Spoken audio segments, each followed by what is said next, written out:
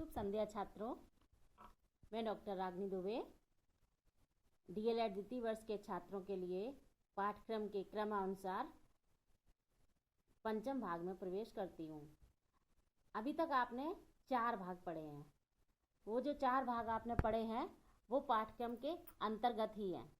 आप पहले सिलेबस को देखिए और सिलेबस के अंतर्गत ही हमने इसको पढ़ाया है। जिन छात्रों को समझ ना आ रहा हो, जिन छात्रों को ये समझ ना आ रहा हो कि ये कहाँ से शुरू किया गया है, तो आप सबसे पहले आप अपना पाठ्यक्रम देखिए।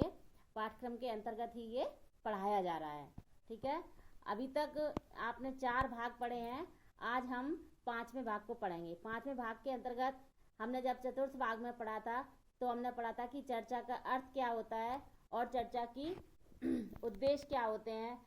अब हम चर्चा की प्रक्रिया के बारे में बात करेंगे कि चर्चा अगर कहीं पर चर्चा करवानी होती है या जैसे कोई सम्मेलन होता है तो उसके लिए पहले से क्या तैयारी करनी चाहिए और अध्यापक को उसके लिए क्या क्या करना चाहिए, चर्चा का संचालन कैसे करना चाहिए, इन सब बारे में बात करेंगे।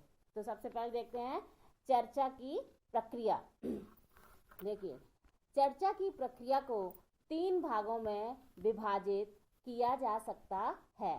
पहला भाग है चर्चा की पूर्व तैयारी, तो चर्चा की पहले से तैयारी कर ली जाए। दूसरी, चर्चा और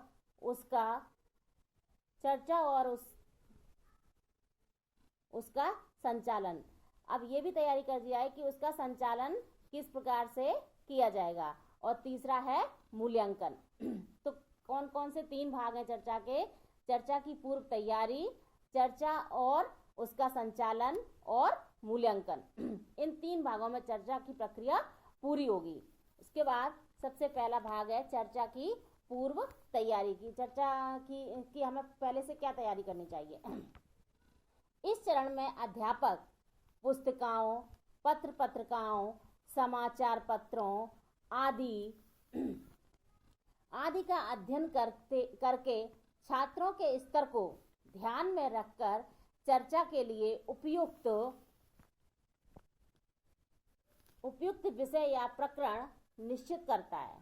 साथ ही चर्चा के लिए अपेक्षित नियमावली भी निर्धारित करता है। अर्थात जब किसी भी विषय पर चर्चा करवाई जाएगी तो उससे पहले जो अध्यापक हैं वो ये सुनिश्चित कर लेंगे कि छात्रों का पूर्व ज्ञान कैसा है और छात्रों को किस तरह का विषय दिया जाए जिससे ये चर्चा पूर्णतः अच्छी तरह से समाप्त हो जाए। तो ये सब अध्यापक की पूर्व तैयारी होती है और ये किसमें औपचारिक शिक्षा में ही ऐसा हो सकता है, मतलब औपचारिक चर्चा में ही ऐसा हो सकता है। इसके बाद चर्चा और उसका संचालन। अब जब संचालन का मतलब उस तरह जब चर्चा हो रही होगी तो किस प्रकार से हम उसको संचालन करेंगे, उसको कैसे चलाएंगे, किस बात का उसमें हम ध्यान रखेंगे। संचालन का यह मतलब हुआ। इस चरण में कक्षा के छात्रों की आवश्यकता अनुसार समूहों में बांटकर उनके बैठने की व्यवस्था की जाती है। मतलब पहले से हम ये निर्धारित कर लेंगे कि छात्र कैसे कैसे और कहाँ पे बैठेंगे। समय का विभाजन और उसका अनुपालन सुनिश्चित किया जाता है। मतलब ये पहले से तैयारी होती है कि कितने समय तक चर्चा चलेगी और ये सब पहले से ही निश्चित कर लिया जाता है। छात्रों को निर्देशित किया जाता है कि वे दूसरे के कथन को ध्यानपूर्वक सुने, चर्चा में बलपूर्वक अपनी विद्वता न दिखाएं। मतलब कि चर्चा जब हो रही हो तो कोई छात्र बलपूर्वक ये न कहे कि नहीं, ये जो हमने जो कथन रखा है, हमने जो मत रखा है वही सबसे महत्वपूर्ण है। तो बलपूर्वक अपनी विद्वता का परिचय ना दें। इस बात का भी पहले से बच्चों को बता देना चाहिए। तत्पश्चात चर्चा कराई जाती है। उसके बाद क्या होता है? उसके बाद चर्चा करवाई जाती है और चर्चा के अंत में समीक्षा की जाती है कि यहाँ अध्यापक को चर्चा के अंत में समीक्षा की जाती है। समीक्षा का मतलब उसके गुण और दोषों को देखा जाता है। जब चर्चा हो चुकी होती है तब हम चर्चा की समीक्षा करते हैं कि उसमें क्या क्या गुण थे, उसमें क्या क्या दोष थे, उससे हमें कौन कौन से गुण बच्चों में आए और इससे क्या हानि हुई और क्या लाभ हुए।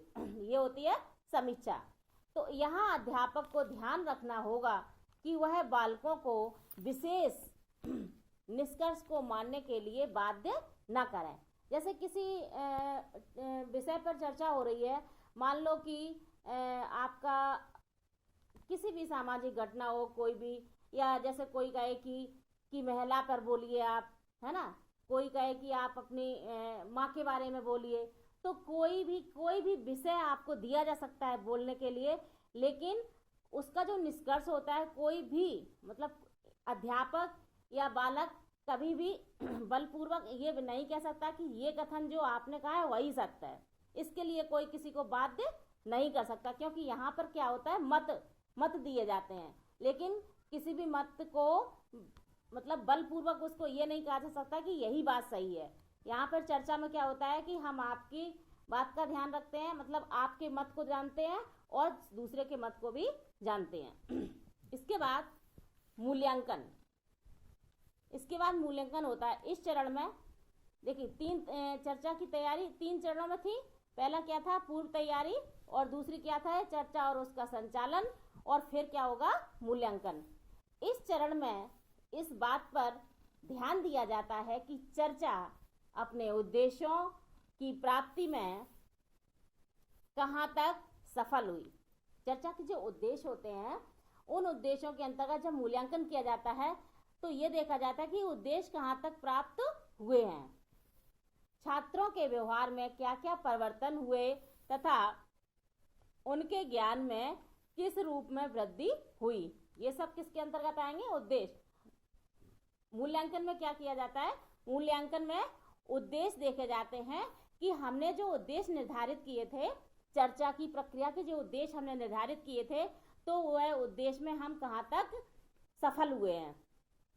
तो हमारे उद्देश्य क्या थे कि बालक के व्यवहार में किस प्रकार की वृद्धि हुई। अब देखिए ये इस तरह अनुसार होती हैं कि चर्चा का स्तर किस प्रकार का है। अभी हम क्या प्राथमिक स्तर पर देखेंगे।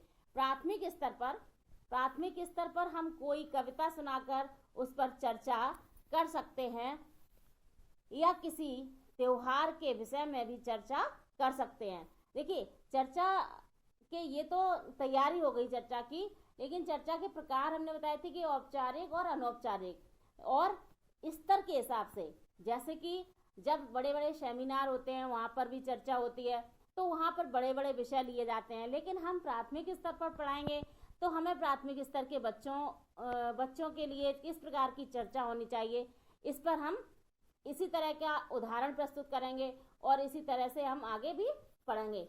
तो आगे जब हम आज की क्लास में बस इतना ही कि प्राथमिक स्तर पर किस तरह से बच्चों की कविता के हिसाब से हम चर्चा कर सकते हैं, है ना, किसी त्योहार के उस पर हम चर्चा कर सकते हैं, किसी राष्ट्रीय पर्व पे चर्चा कर सकते हैं। तो ये प्राथमिक स्तर के चर्चा के विषय हो सकते हैं। अगले पाठ में हम आपको उदाहरण पूर्वक चर्चा की जो सामग्री होती है उस पर चर्चा करेंगे। धन्यवाद।